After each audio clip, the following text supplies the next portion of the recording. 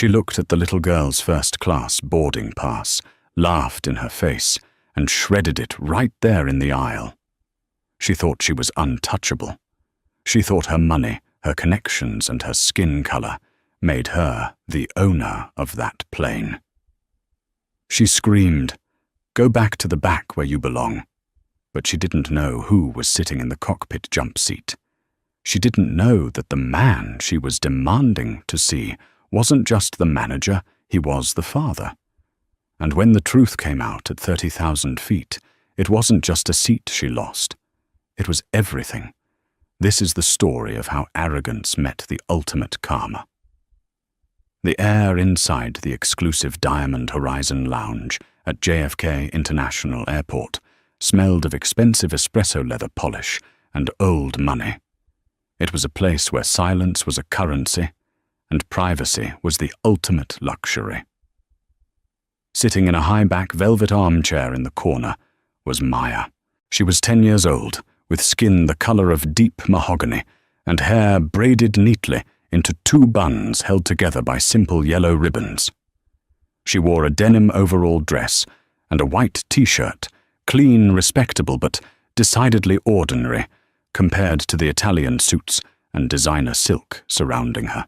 On her lap sat a worn copy of A Brief History of Time by Stephen Hawking. She wasn't reading it for school. She was reading it because she loved the idea of black holes swallowing things whole. Maya was sipping a glass of orange juice, swinging her legs slightly, waiting for flight SA 909 to London Heathrow. The peace of the lounge was shattered by the clicking of sharp heels and a voice that sounded like grinding glass. "I don't care what the system says, fix it. I am Eleanor Kensington, not some tourist flying coach." Eleanor Kensington stormed into the lounge. She was a woman who wore her wealth like armor, draped in a beige trench coat that cost more than most cars, with a Louis Vuitton rolling case trailing behind her like an obedient pet. She looked every inch the corporate shark she was rumored to be. She was 45, sharp-featured, with blonde hair cut into a bob so precise it looked like it could cut skin. She marched to the concierge desk, slamming her platinum card down. "My seat is 1A. It has always been 1A. Why does my app say 1B? The concierge, a young man named David, swallowed hard. "Ms. Kensington, welcome. I apologize for the inconvenience. It seems there was a priority blocking on seat 1A for this flight. It's reserved for a specific VIP guest. But 1B is an identical suite right next to it." "I don't sit on the right," Eleanor hissed, lowering her sunglasses to glare at him. "I sit on the left. The service is faster." "Who is in my seat? Is it Senator Higgins? That tech boy from Silicon Valley. I cannot disclose passenger information due to privacy laws, Ms. Kensington." David said, his voice trembling slightly. Eleanor scoffed, snatching her card back. "Fine. I'll handle it on the plane. Whoever they are, they'll move when they realize who I am." She turned, scanning the lounge for a place to sit, her eyes filled with disdain. The lounge was full, mostly businessmen on laptops and wealthy retirees. The only empty seat was the large leather sofa directly across from Maya. Eleanor stopped. She looked at the empty seat, then at Maya. Her nose wrinkled as if she had smelled something rotting. She walked over, towering over the 10-year-old. Maya didn't look up, engrossed in a chapter about event horizons. "You," Eleanor said, snapping her fingers. Maya paused, marking her page with a finger, and looked up. Her eyes were big brown and remarkably calm. "Yes, Mom. You're in the wrong place," Eleanor stated flatly. "The unaccompanied minor room is downstairs near Gate 42. This is the Diamond Lounge. It's for members and first-class passengers only. The cleaning crew break room is in the back." Maya blinked. "I know. I'm waiting for my flight." "Don't lie to me," Eleanor snapped loud enough that heads began to turn. "Where is your mother? Did she sneak you in here while she's cleaning the bathrooms? You can't just sit here taking up space, meant for paying customers." "I am a paying customer," Maya said softly. She reached into her small backpack and pulled out a boarding pass. It was printed on the heavy gold-rimmed cardstock reserved for the airline's highest tier. Eleanor snatched it from her hand before Maya could protest. She squinted at it. Passenger Maya Thorne. Seat 1A. The color drained from Eleanor's face, instantly replaced by a flush of red fury. "You!" Eleanor practically shrieked. "You are the one in 1A, you are the VIP blocking my seat." Maya reached for her ticket. "Please give that back." "This is a joke." Eleanor laughed, a cruel barking sound. She looked around the lounge, seeking validation from the other passengers. "Look at this. The airline system is broken. They've put a charity case clearly in the first-class bulkhead. This ticket is obviously an error, or stolen." A man in a grey suit sitting nearby cleared his throat. "Ma'am, maybe just leave her alone. She's not bothering anyone." "She is bothering me," Eleanor retorted. She looked back at Maya. "Listen to me, little girl. I don't know who your daddy scammed to get this, or if you printed this off the internet, but you are not sitting in 1A. That is a $12,000 seat. You are going to go to the gate agent, tell them there was a mistake, and go sit in economy, where you can play with your crayons." Maya stood up. She was small, but she stood with her shoulders back. "I earned this trip, and I'm keeping my seat." Eleanor leaned in, close, her expensive perfume overpowering the air. "We'll see about that. When we get to that gate, reality is going to hit you very hard." Eleanor threw the ticket onto the floor. Maya didn't say a word. She bent down, picked up her boarding pass, dusted it off, and sat back down, reopening her book. Eleanor huffed, storming off to the bar to order a double vodka martini, glaring daggers at the child the entire time. She pulled out her phone and dialed a number. "Get me the number for the VP of Customer Relations at Stratton Airways. Yes, now I'm being humiliated by a brat." The tension at gate A12 was palpable. Flight SA-901 was a flagship route New York to London on the new Dreamliner. The passengers lining up were the elite hedge fund managers, fashion editors, and diplomats. When the announcement came for Group 1 and Diamond status members, Eleanor Kensington was the first to the podium, effectively cutting off an elderly couple. She slammed her passport down on the scanner. The gate agent, a seasoned woman named Beatrice, smiled tightly. "Welcome aboard, Miss Kensington. Seat 1B. "We'll see," Eleanor muttered. She didn't move down the jet bridge immediately. She stood just past the podium, arms crossed, waiting. A moment later, Maya approached. She had her backpack on one shoulder and her boarding pass in hand. Beatrice's face lit up when she saw the girl. "Maya, so good to see you again, sweetie," Beatrice said warmly. "Heading to London for the big weekend?" "Yes, Miss Beatrice." Maya smiled, a genuine dimpled smile that transformed her face. "I'm excited." "Well, you head right on in. The crew is expecting you." Maya stepped past the podium. As she entered the tunnel of the jet bridge, a hand shot out and grabbed her shoulder, spinning her around. It was Eleanor. "I knew it," Eleanor hissed. "You know the gate agent. That's how you're doing this. Staff benefits non-revenue standby. That's what this is, isn't it? Your mum is a stewardess, and she's trying to sneak you up front." Maya winced, trying to pull her shoulder away. "Let go of me." "Staff family members fly standby in the back," Eleanor lectured, her grip tightening. "They do not take paid seats from platinum members. I contribute millions to the economy. My company ships freight with this airline. You are a leech." "Ms. Kensington." Beatrice, the gate agent, came running down the bridge, abandoning her post. "Unbind your hand from that child immediately." Eleanor released Maya, but blocked the path to the airplane door. "I am doing your job for you. This girl is non-rev. I want her moved to row 45. I want my seat 1A and I want it now.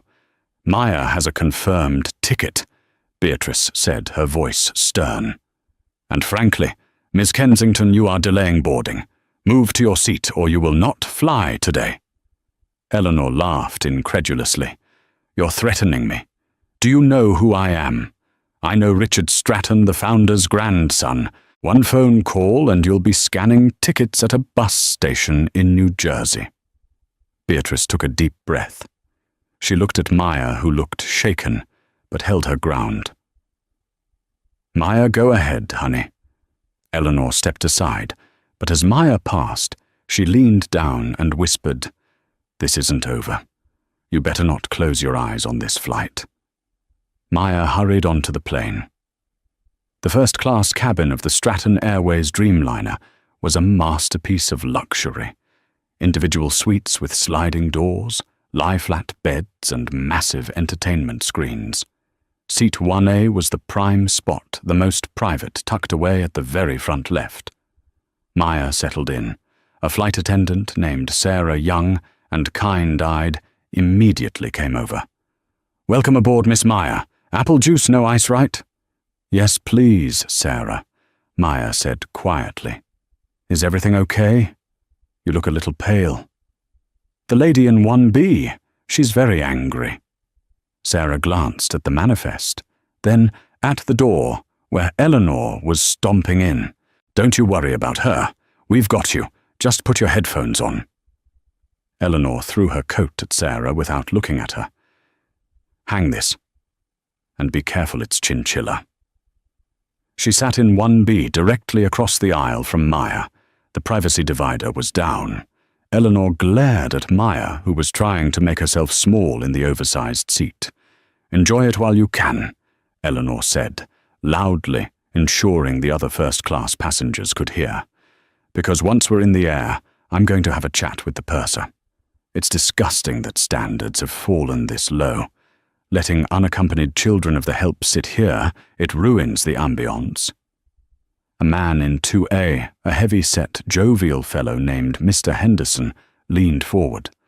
"Ma'am, the girl is fine. She's quieter than you are." "Mind your business," Eleanor snapped. "You're probably part of the problem. This is about standards. If we let them in here, next thing you know, it'll be chickens in the aisle and rap music on the PA system." The racism was naked and ugly. The cabin went deadly silent. Maya didn't cry. She just stared at Eleanor. "My father says people who shout are usually afraid of not being heard." Eleanor's eyes bulged. Your father is probably baggage handler who stole a voucher. Don't speak to me, you little brat." The boarding continued. The atmosphere in first class was toxic. Every time Sarah or the other flight attendants served Maya bringing her a warm towel, a menu, a pre-flight snack, Eleanor groaned audibly or made a snide comment. "Oh look, feeding the charity case first. Typical. I asked for champagne 5 minutes ago. Why does she get juice?" Finally the doors closed. The captain's voice came over the intercom. "Ladies and gentlemen, welcome aboard, Flight SA 909. We have a smooth flight ahead of us. Flight time is 6 hours and 40 minutes. We ask that you settle in." As the plane pushed back, Eleanor pulled out her phone, ignoring the flight mode instructions. She began recording Maya. "I'm documenting this," Eleanor announced. "I'm sending this to the board of directors. Illegal usage of company assets. That's what this is. A little black girl stealing a $12,000 seat. The world is going to see this." Maya put her noise-cancelling headphones on, opened her book, and turned away toward the window, but her hands were trembling. Sarah, the flight attendant, walked by, doing final checks. She saw Eleanor recording. "Miss Kensington, you need to put the phone away. We are taxiing." "I am gathering evidence," Eleanor shouted. "And when we land, I'm having this girl arrested for fraud." The plane taxied to the runway. The engines roared to life. As they lifted off, leaving New York behind, Eleanor sat back, a smug smile on her face. She thought she had won. She thought she was the predator in the cabin. She had no idea that the baggage handler father she had insulted was already on the plane, and he wasn't loading bags. He was the reason the plane was allowed to take off at all. 30,000 feet above the Atlantic, the cabin of SA 909 had settled into the hushed hum of luxury travel. The lighting had shifted to a soothing amber, designed to relax the high-net-worth individuals on board. But there was no relaxing in row 1. Eleanor Kensington was vibrating with a manic energy. She had consumed 3 glasses of the pre-flight champagne and had just ordered her 4th double vodka martini since takeoff. The alcohol wasn't sedating her. It was fueling her entitlement like gasoline on a fire. Every movement Maya made was scrutinized. When Maya adjusted her air nozzle, Eleanor huffed loudly about drafts. When Maya turned a page of her book, Eleanor complained about the rustling noise. The flight attendants were walking on eggshells. Sarah tasked with the first class. Cabin was already pale with stress. Dinner service began. The aroma of truffle risotto and seared sea bass wafted through the cabin. Sarah approached Maya first, delivering a tray with a cloche. "Here you go, Maya. Chef Laurent prepared this especially for you."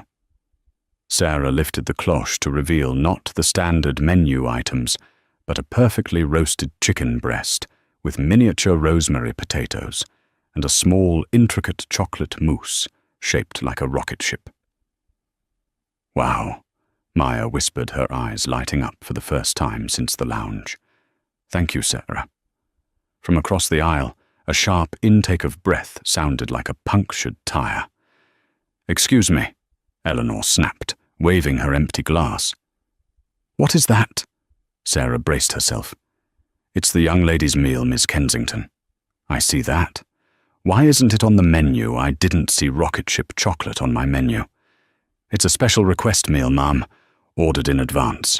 Eleanor slammed her hand on her tray table, making the cutlery jump. "This is outrageous!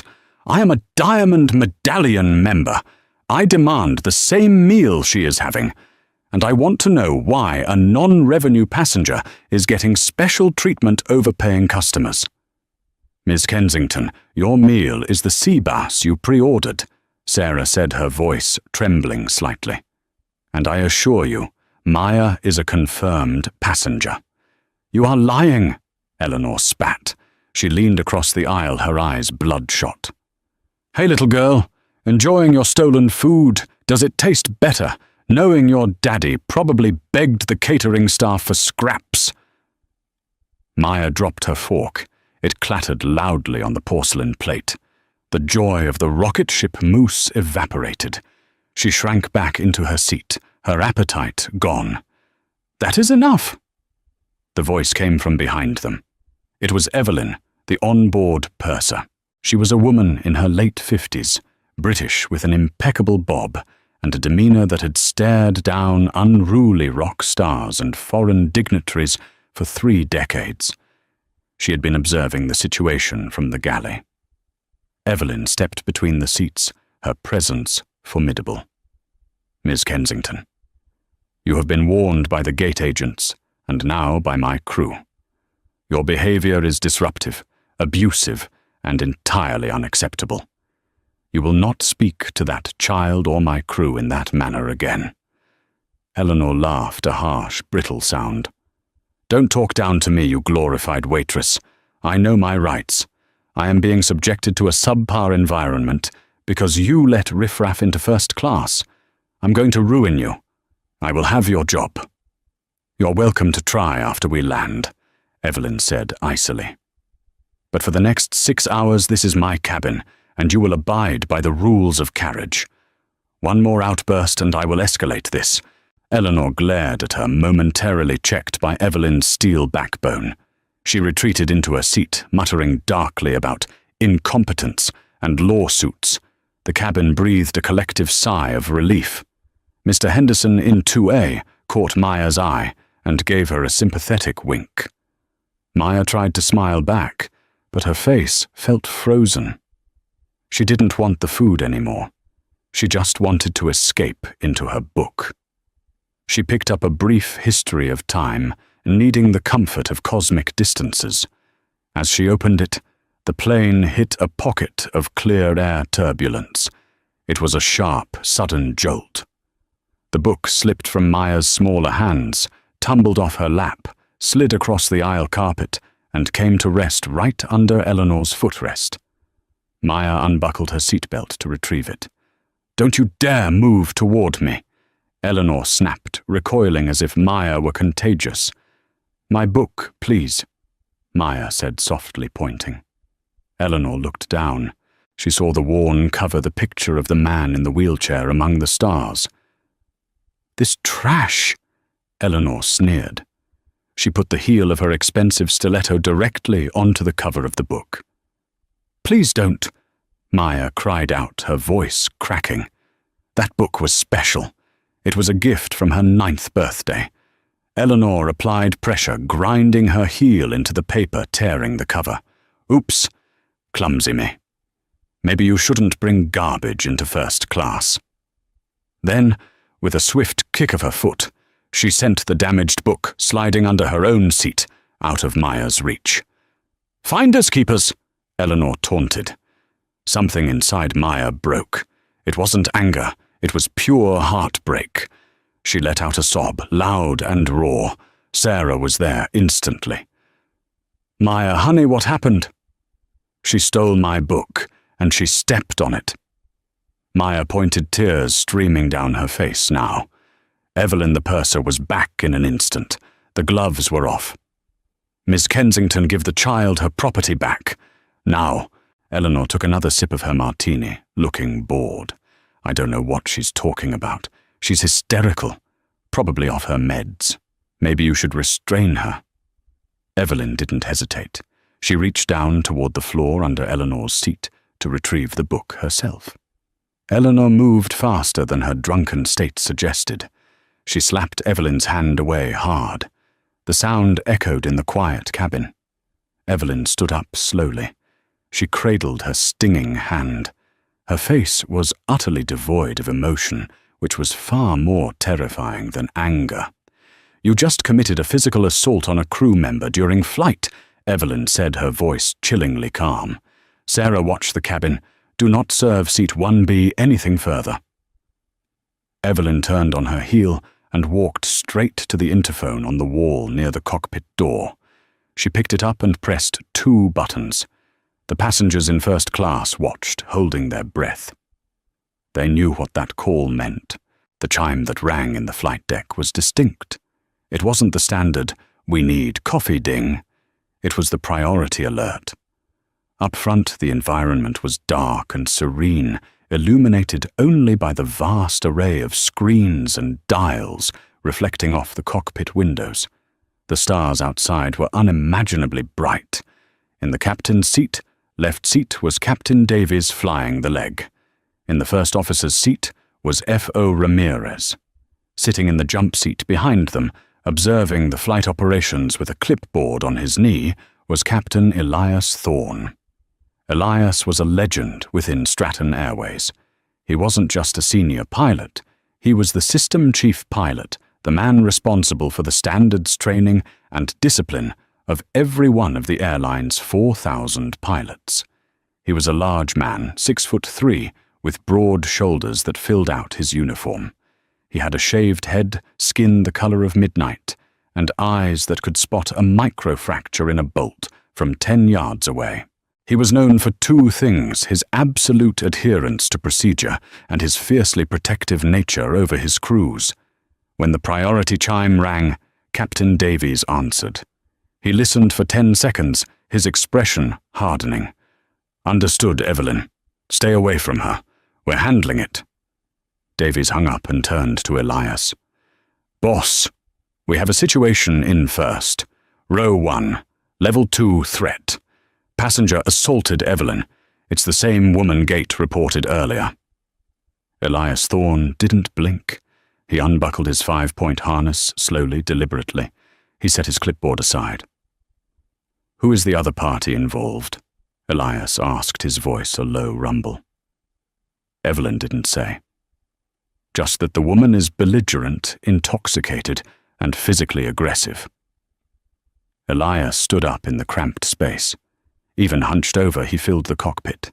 He adjusted his tie, smoothed down his immaculate uniform jacket with the 4 gold stripes on the sleeves, and put on his uniform hat, pulling the brim low. "Flying pilot remains. Flying pilot," Elias commanded. "Keep the door locked until I signal. I'm going back." Captain Elias Thorne opened the reinforced cockpit door and stepped into the galley light. The atmosphere in first class changed instantly. If Evelyn was steel, Elias was titanium. His sheer physical presence sucked the oxygen out of the room. He stood at the front of the aisle, towering over the seated passengers, his face an unreadable mask of authority. Eleanor Kensington looked up from her empty glass. When she saw the uniform, the stripes, and the imposing figure, a flicker of doubt crossed her face, but her intoxication quickly washed it away. In her mind, this was just another employee. A higher-paid one, perhaps, but still beneath her. About time. Eleanor slurred loudly, gesturing vaguely with her glass. "Are you the driver?" Finally, someone with some actual authority. "Your staff is incompetent, Captain. These stewardesses are hysterical, and you have let a stray animal into first class." Elias didn't speak. He didn't even look at her yet. He walked slowly down the aisle. The silence was absolute. Every passenger was staring. Elias stopped at row 1. He looked at Evelyn, noted the red mark on her hand, and gave her a curt nod of acknowledgement. Then he turned his attention to seat 1A. Maya was curled into a ball, her face wet with tears, staring out the window trying to disappear. Elias crouched down in the aisle. It was a startling sight, this giant of a man lowering himself to eye level with the child. His demeanor shifted instantly from rigid authority to profound gentleness. "Hey, little star," Elias said softly. Maya turned slowly. When she saw him, her lower lip trembled. "Daddy." A collective gasp rippled through the first-class cabin. It was audible. Mr. Henderson in 2A dropped his fork. Eleanor Kensington froze. Her brain, sluggish with vodka, tried to process the word. "Daddy." "She stepped on my hawking book," Maya whispered, fresh tears spilling out. "And she kicked it under her seat." Elias's jaw tightened. A muscle feathered in his cheek. That was the only sign of the volcanic anger brewing inside him. He reached out a massive hand and gently wiped a tear from Maya's cheek with his thumb. "It's just a book, sweetheart. We can get another one. Are you okay? Did she touch you?" "No, just Evelyn." Elias nodded slowly. "Okay, stay right here. Put your headphones on for a minute." He stood up. The gentleness vanished. The titanium wall was back. He turned slowly to face Eleanor Kensington in seat 1B. She was staring at him, her mouth slightly agape, her face beginning to pale beneath her expensive makeup. "You," Eleanor stammered, pointing a shaking finger between him and Maya. "You are. She called you Ms. Kensington." Elias's voice was deeper now, resonating in the quiet cabin like the low rumble of the jet engines. It wasn't loud, but it carried the weight of absolute command. "I understand you have a problem with the passenger in 1A. Eleanor tried to rally. She needed to regain control. Yes, I do. It's ridiculous. A child unaccompanied, sitting here. And she was rude. And your flight attendant attacked me. I demand you move this girl back to coach where she belongs. I am Eleanor Kensington. And I, the passenger in 1A. Elias interrupted, his voice slicing through hers. "Is not unaccompanied." He took a half step closer, looming over her seat. "She is traveling with me. I am Captain Elias Thorne, chief pilot of this airline. And that little black girl you have been harassing, abusing and recording for the last 2 hours is my daughter." The silence that followed was heavier than anything else on the plane. It was a suffocating, total vacuum of sound. Eleanor Kensington turned a color that didn't seem biologically possible, a mix of grey and sickly green. Her eyes darted around the cabin looking for support, but found only stares of disgust from the other passengers who now knew the full truth. Eleanor tried to speak, but her throat was dry. "I didn't know. How could I know she doesn't? We don't look like what Miss Kensington—" Elias dared her, his voice dropping to a lethal whisper. "Finish that sentence." Eleanor shrank back into her leather seat, the seat she had fought so hard for, which now felt like a trap. She couldn't finish the sentence. The racism that had flown so freely from her lips when she thought she was punching down was now choked off by fear when punching up. "You mentioned standards earlier." Elias continued, his eyes boring into hers. "You mentioned riffraff. Let me be very clear. The only person lowering the standards of this aircraft is you. You have assaulted my crew. You have verbally abused a minor. You have disrupted the safe operation of this flight." He leaned in closer, so only she could hear the final nail in her coffin. "You thought your money made you untouchable at 30,000 feet. You forgot one thing. Up here, Miss Kensington, I am the law, and you have just broken every rule I have." The revelation that the captain was Maya's father hung in the cabin air like thick smoke. For Eleanor Kensington, the ground had not just shifted.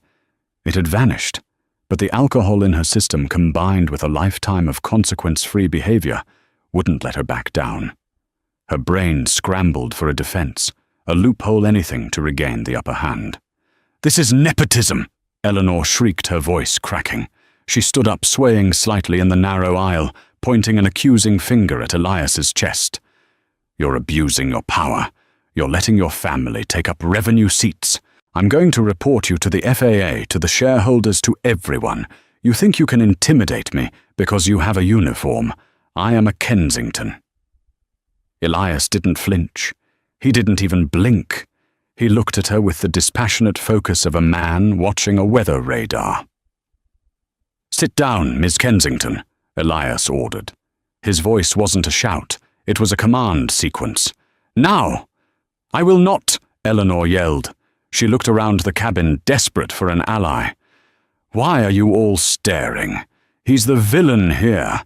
He's the one stealing from the airline. I am the victim." Mr. Henderson, the jovial man in seat 2A, finally had enough. He unbuckled his seatbelt and stood up. He was a large man himself, a retired rugby player. "Lady, sit down. You've done enough damage. The captain is right. You're a disgrace." "Don't you talk to me." Eleanor spun around, her eyes wild. "You're all in on it. It's a conspiracy." She turned back to Elias, her face twisting into a sneer. "And you think you're so high and mighty. You're just a driver. A glorified bus driver. And your daughter is Miss Kensington." Elias cut in his voice, dropping an octave, becoming dangerously quiet.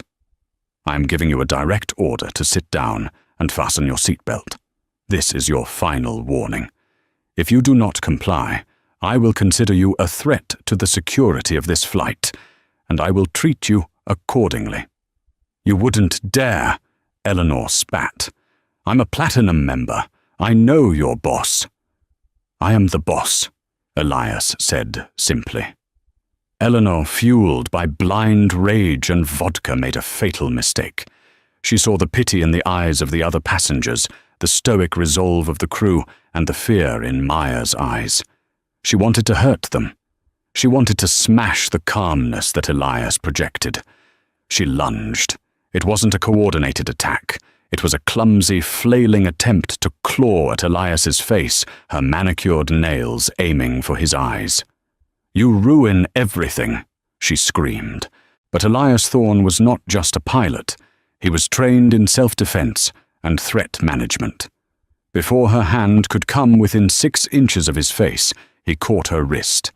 He didn't squeeze hard enough to break it, but he held it with the immovable force of a hydraulic press. Assault on a flight crew member. Elias stated, his voice devoid of emotion. Level 2 threat confirmed. He twisted her arm behind her back in a fluid motion. Eleanor screamed more from shock than pain as she was spun around and pressed face first into the bulkhead wall of the galley. "Evelyn, restraints!" Elias barked. Evelyn was already moving. She pulled a sealed packet from a hidden compartment in the galley wall. She ripped it open to reveal heavy-duty plastic flex cuffs. "Get off me! This is kidnapping, help, murder!" Eleanor shrieked, kicking wildly at the shins of the man she had called a baggage handler. "Stop fighting, or it will be tighter," Elias warned. He pinned her securely against the wall with his body weight, careful not to injure her, but giving her zero room to maneuver. Evelyn stepped in her face, set in a grim line. "Hands behind your back, Miss Kensington." They secured her wrists. The thick plastic zipped shut with a sound that signaled the end of Eleanor's freedom. "You can't do this," Eleanor sobbed, her fight suddenly draining away as the reality of the cuffs set in. "I have a meeting in London. I have a gala." "You're going to miss it," Elias said. He pulled her upright. "Take her to the aft galley," Elias instructed Evelyn. "I don't want her in first class. She has forfeited her right to this cabin. Put her in the jump seat near the rear lavatories. Assign a crew member to watch her at all times. She's not to speak to anyone, and she is not to be unhandcuffed until we are on the ground in police custody." "Police?" Eleanor gasped, her face pale. "No, wait. Let's talk about this. I can pay. How much for the ticket? I'll pay double. Triple. Money doesn't buy your way out of a felony, Miss Kensington," Elias said coldly. "Get her out of my sight." Evelyn and a male flight attendant from the economy cabin, who had come running at the commotion, took Eleanor by the arms. They marched her down the long aisle of the Dreamliner. It was the longest walk of Eleanor's life. As she passed through the business-class cabin, and then the long stretches of economy, hundreds of heads turned. People paused their movies. They pulled out their phones. The VIP who had demanded special treatment was now being paraded in cuffs mascara running down her face, stumbling in her expensive heels. "Let me go. Do you know who I am?" she wailed to the confused economy passengers. "Yes." A teenager in row 40 called out, holding up his phone. "You're the lady who's going to be on YouTube in about 4 hours. Once Eleanor was secured in the back, buckled into a hard, non-reclining crew seat next to the toilets, Elias remained in the first-class cabin for a moment. The adrenaline was fading, leaving a cold anger in its wake. He adjusted his uniform jacket. He took a deep breath. He turned to seat 1A. Maya was sitting very still, her hands gripping the armrests. The chocolate rocket ship had melted slightly on her plate. Elias walked over and knelt down again. The transformation was instant. The commander vanished. The dad returned. "You okay, baby girl?" he asked softly. Maya nodded, but a fresh tear leaked out. "Is she going to jail?" "That's for the police to decide," Elias said, stroking her hair. "But she isn't going to bother you ever again. I promise." He reached under the seat where Eleanor had kicked the book. He pulled out A Brief History of Time. The cover was torn and there was a dirty heel print right over Stephen Hawking's face. Elias looked at the damaged book, his heart aching for his daughter. He knew how much she loved it. He took a napkin from the service tray and carefully wiped the dirt off the cover. He did it with a reverence that made Mr. Henderson, watching from 2A, tear up. "It's a little bruised," Elias said, handing it back to her. but the words are still inside. Black holes are tough, right? They can handle a little pressure, just like you. Maya took the book. She hugged it to her chest. She said I didn't belong here. Elias looked her dead in the eye. Look at me, Maya. You see this plane. You see those wings outside. You belong anywhere you want to be. You earned your place in the world the day you were born. Do not ever let someone who is empty inside make you feel like you aren't full. Maya sniffled and leaned forward, wrapping her small arms around his thick neck. Elias hugged her back, closing his eyes for a second, savoring the safety of his child.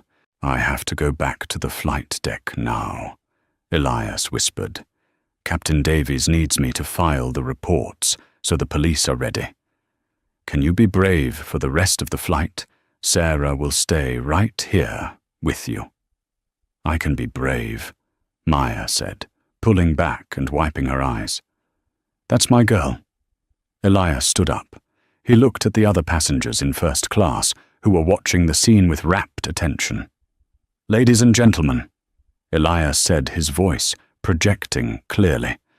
I apologize for the disruption to your flight. We will be landing in London in approximately 3 hours. Please enjoy the remainder of the service. Drinks are on the house. He nodded to Mr. Henderson, who gave him a thumbs up. Good job, Dad, Henderson mouthed. Elias turned and walked back into the cockpit, the door locking behind him with a solid thud. The descent into London Heathrow was smooth, the grey clouds of the UK parting to reveal the sprawling city below. But inside flight SA-909, the atmosphere was heavy with anticipation. In the rear of the plane, Eleanor Kensington had sobered up. The alcohol had metabolized into a pounding headache and a pit of cold, hard dread. She had spent the last 3 hours sitting in a jump seat that forced her to sit bolt upright. She was unable to use the restroom without an escort. She had been stripped of her phone. She tried to bargain with the flight attendant, guarding her a young man named James. Look, James, is it? If you let me use your phone to call my lawyer, I can write you a check for $10,000 right now. Nobody has to know. James didn't even look at her. Bribery is another federal offense, Mum. I'd stop talking if I were you. Eleanor slumped back against the hard plastic. She closed her eyes, trying to imagine a scenario where she walked away from this. I'll sue, she thought. I'll claim emotional distress. I'll claim the captain was aggressive. I'll spin it, the landing gear deployed with a loud rumble.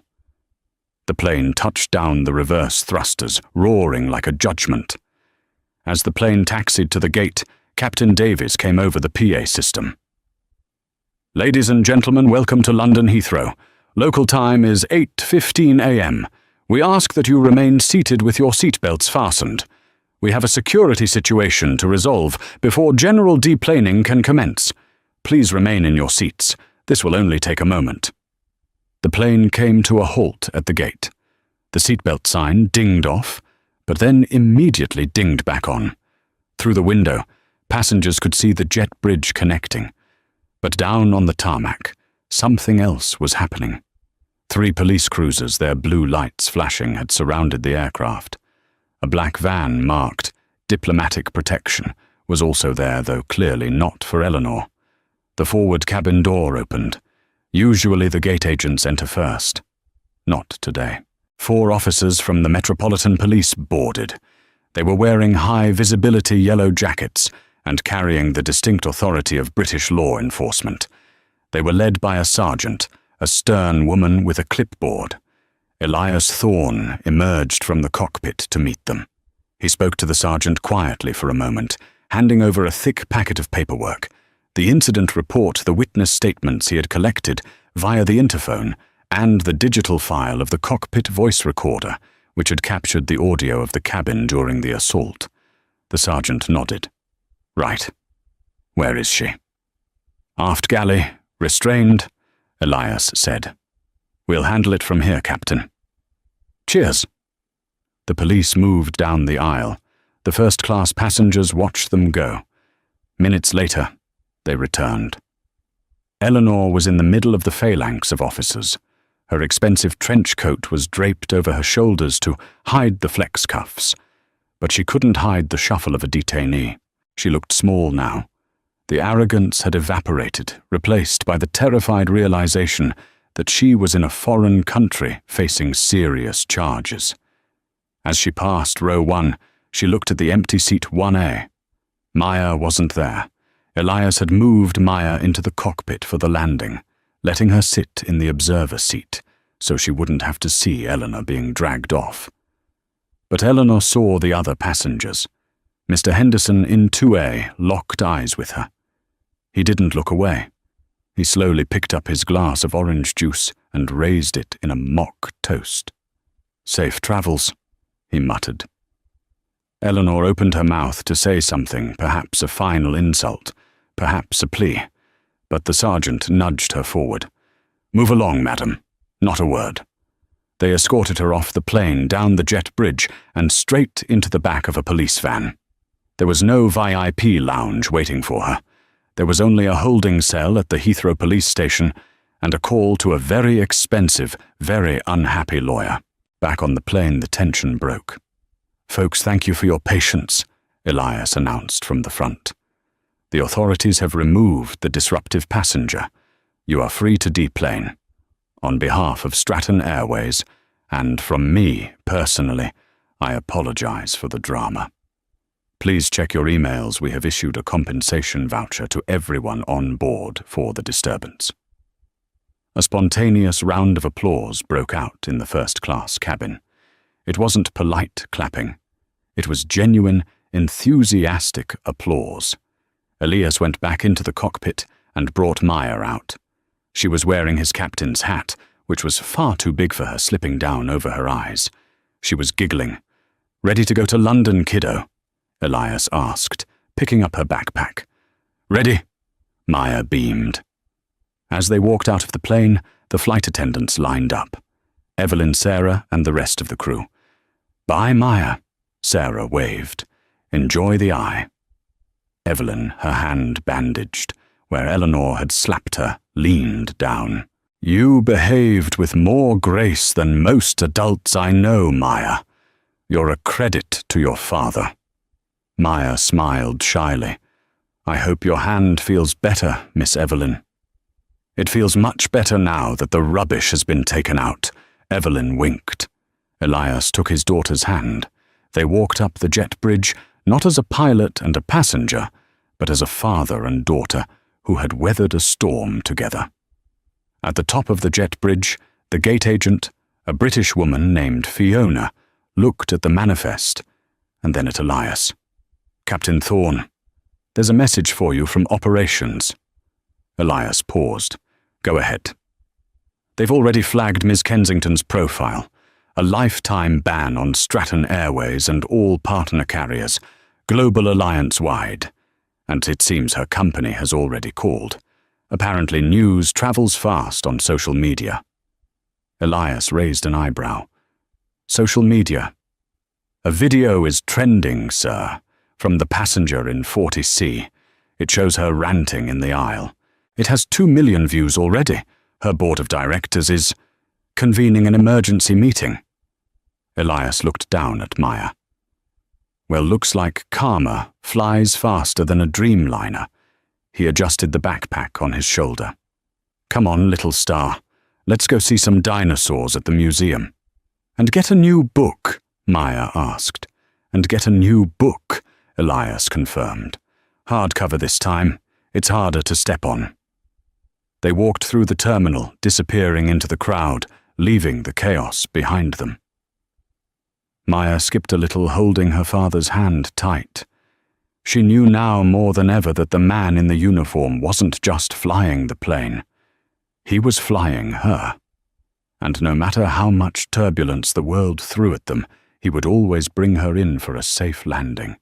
The fall of Eleanor Kensington was not a slow decline. It was a nosedive. While Elias and Maya were quietly exploring the Natural History Museum in South Kensington, marveling at the skeleton of a blue whale suspended from the ceiling. The world outside was dissecting Eleanor's life. The video recorded by the teenager in seat 40C had not just gone viral. It had become a global news event.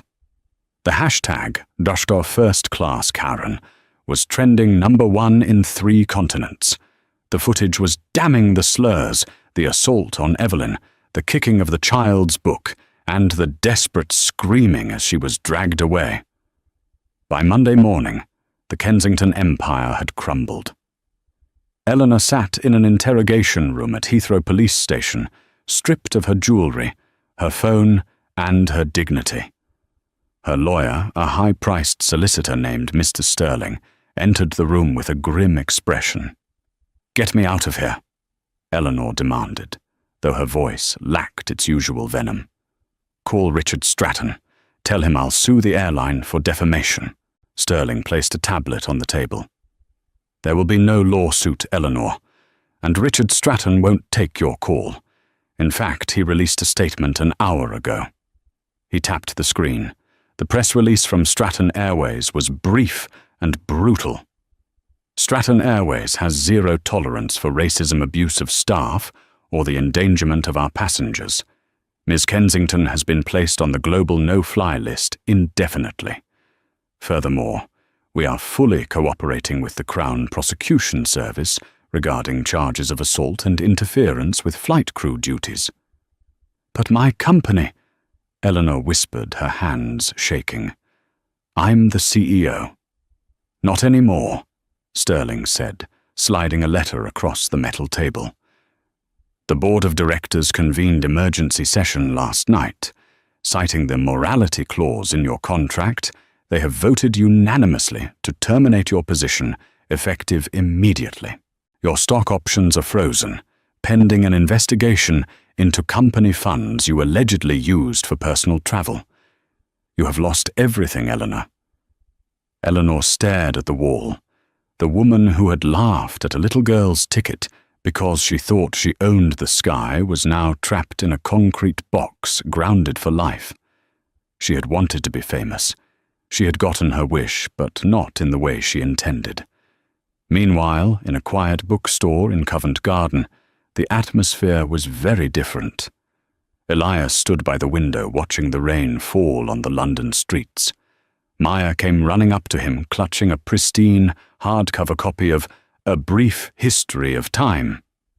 "I found it, Daddy, and this one has a special cover." Elias smiled, the tension of the flight finally leaving his shoulders. He knelt down and took the book. He opened the front cover and pulled a pen from his pocket. "What are you doing?" Maya asked. "I'm writing a flight plan," Elias said. On the inside cover he wrote, "To Maya, my co-pilot. Never let anyone tell you that you don't belong in the front seat. The stars are yours. Love, Dad." He handed it back to her. "Ready to go home?" "How are we getting back?" Maya asked, a little nervous. "Is she going to be there?" "No," Elias said, standing tall and taking her hand. "She's not going to be there, and we're flying back the same way we came. Head high, shoulders back, seat 1A. Maya looked up at her father, her hero in the uniform. "Seat 1A, she repeated firmly. They walked out into the London rain, not as victims of a bad day, but as victors of a hard lesson. The world had tried to push them to the back, but gravity and karma had a way of sorting things out.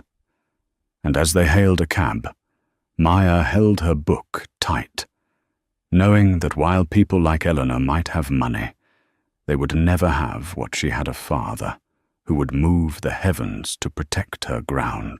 And that is the story of how Eleanor Kensington learned the hardest lesson of her life at 30,000 feet. She thought that wealth was a license to abuse, and that status was determined by the seat number on a boarding pass. But she forgot that true class isn't about what you wear or where you sit. It's about how you treat the people you think can't do anything for you. Maya didn't just keep her seat that day. She kept her dignity. And Elias proved that a real leader doesn't just fly the plane. He protects his crew and his family. In the end, Eleanor lost her job, her reputation, and her freedom, proving that no matter how high you fly, karma always has a way of bringing you back down to earth. I hope you enjoyed this story of instant karma and justice. If you felt satisfied watching that bully get what she deserved, please hit the like button. It really helps the channel grow. What would you have done if you were in that lounge? Would you have stood up for Maya? Let me know in the comments below. And don't forget to subscribe and ring the bell so you never miss a story. We have more tales of entitlement meeting reality coming up next week. Thanks for watching, and safe travels.